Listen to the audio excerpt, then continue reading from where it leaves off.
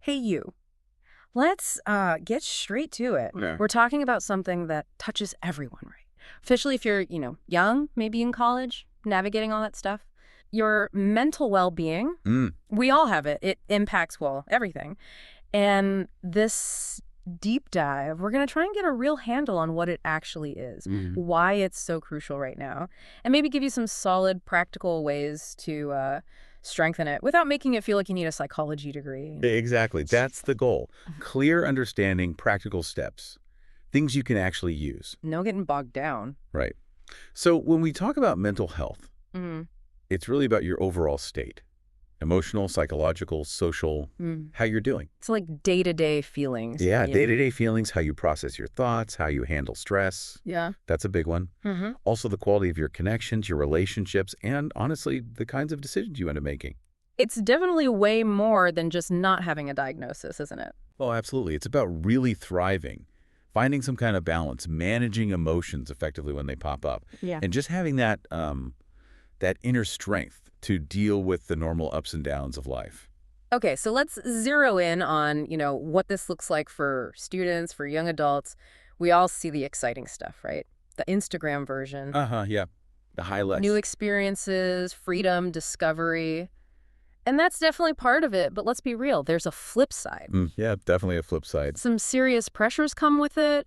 The academic workload can be, well, intense. Really And intense. suddenly you're facing these huge career questions, feeling uncertain. Yeah, the future stuff.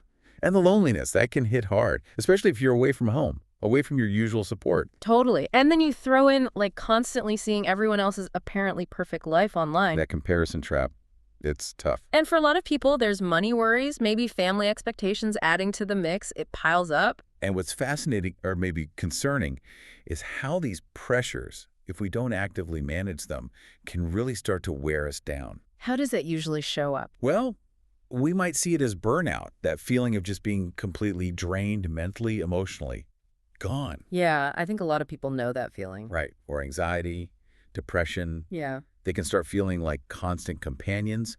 Sleep gets messed up, which affects everything. Hmm. Academic performance can dip.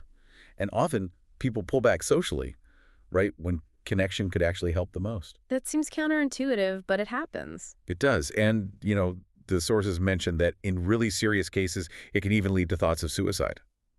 So it's critical we understand this isn't a luxury item. Right. Mental well-being isn't optional. It's fundamental. Just like eating well or getting enough sleep, it's a basic necessity. Okay, so instead of just focusing on the problems, let's talk about the positive.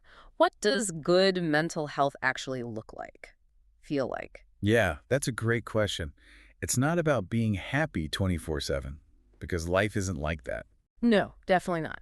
But the sources point to things like feeling pretty confident in yourself, Yeah. being able to navigate stress without completely falling apart, Handling it, basically. handling it, yeah, Yeah. having healthy, supportive relationships, finding that balance between work or study and rest and, actual fun. That balance is key. And there's this idea of resilience, too. Yeah. Being able to bounce back when things get tough. Emotional resilience. Bounce back ability. I like that. Haha, yeah. Mm. And making decisions from a place of relative calm and clarity, not just reacting all the time. Okay, that sounds good. That sounds like something we all want.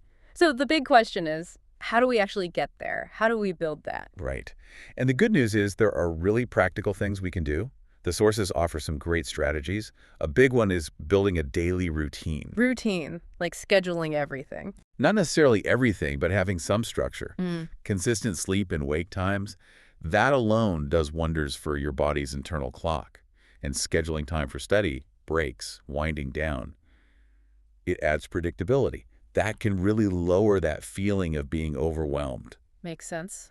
Less chaos. Exactly. And that point about sleep, prioritizing it over pulling all-nighters, so important. That's when your brain actually cleans house and resets, mental restoration. Yeah. Ditch the all-nighters if you can. Easier said than done sometimes, but crucial.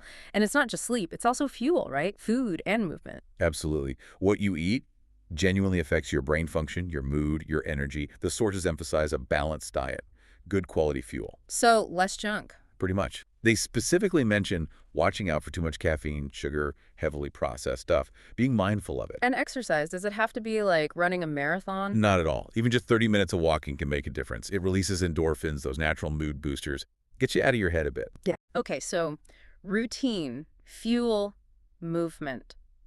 What about managing the mind itself, like the thoughts swirling around? That's where things like mindfulness and meditation come in. They're incredibly valuable tools. People talk about apps, right? Like Headspace or Calm. Yeah, those are great resources. They offer guided exercises. Okay. But even simple stuff works. Taking a few deep breaths, pausing to notice something you're grateful for, a quick body scan. What's a body scan? It's basically just mentally checking in with different parts of your body, noticing any sensations without judgment. It grounds you in the present moment. The whole point of mindfulness, really, is learning to observe your thoughts and feelings without getting totally carried away by them or judging yourself for having them. Observing without judgment. That sounds really helpful, especially with social media. Oh, definitely. Because those platforms are designed to keep you scrolling, right? Yeah. And the sources link that constant scrolling to comparing yourself and feeling Mhm. less than. Exactly. That upward social comparison psychologists talk about. Seeing everyone's curated highlights makes your own life feel inadequate sometimes. So what's the antidote? Well, the idea of a digital detox comes up, even just for a bit. Put the phone away. And do what? Consciously choose something else. Read a book, journal, go for that walk we mentioned, spend time outside, anything that gets you off the screen and into the real world. That makes sense. Reconnecting with offline life, which also links to actual human connection, right? Absolutely fundamental. Building and nurturing those strong support systems, family, friends, mentors, it's crucial. Don't isolate yourself when you feel low. Exactly. Fight that urge. Seek out connection. Join clubs, groups, communities where you share interests. We need that sense of belonging. And sometimes that support system needs to include professionals, right? Seeking help. Yes, and it's so important to hammer this home. Reaching out for professional help is a sign of strength, not weakness. It's self-awareness in action. The sources really push back against the stigma. They do. Therapy isn't just for major crises. Talking to a therapist or counselor can give you tools and perspectives for everyday life, too. Like CBT, cognitive behavioral therapy. Yeah, that's a common one. It helps you identify and shift those unhelpful thought patterns. Really practical. And for students listening, remember those free college counseling services. They're there for you. Use them. Definitely. And beyond formal therapy, there are other self-care practices. Journaling, for instance. Who's writing down feelings? Yeah. It can be incredibly powerful for processing emotions, seeing patterns, understanding your triggers. It's like having an honest chat with yourself. I can see that. And learning to say no, setting boundaries. That's huge for protecting your energy and peace of mind. Don't overcommit. It's okay to prioritize yourself. Protecting your time and energy, that's a skill. It really is. And finally, the sources mention staying inspired. Else. It could be listening to motivational podcasts, watching inspiring TED Talks, or just consciously surrounding yourself with positive, uplifting people, actively seeking out things that fuel your growth. Okay, lots of practical stuff there. But let's circle back to that stigma issue. It's still a barrier for a lot of people, that fear of being judged. It really is. And the sources tackle it head on by making a really clear comparison. Mental health is health. Full stop. Like physical health. Exactly. You wouldn't feel ashamed about getting treatment for a broken arm or a bad flu. No, of course not. So why should emotional or psychological struggles be any different? Emotional wounds need care just like physical ones. We need to normalize these conversations. Make talking about mental health as normal as talking about catching a cold. Precisely. Just part of being human. So if it's okay to talk about and important to address, how do you know when it's maybe time to seek that extra support? What are the signs? Good question. The sources list some specific warning signs to look out for. Things like persistent sadness or hopelessness that just doesn't lift. Feeling down for weeks on end. Yeah, something like that. Also, extreme mood swings, really high highs and very low lows. Withdrawing from people and activities you used to enjoy. Pulling away. Significant changes in sleep or appetite, either way too much or way too little. Finding it really difficult to concentrate. Brain fog.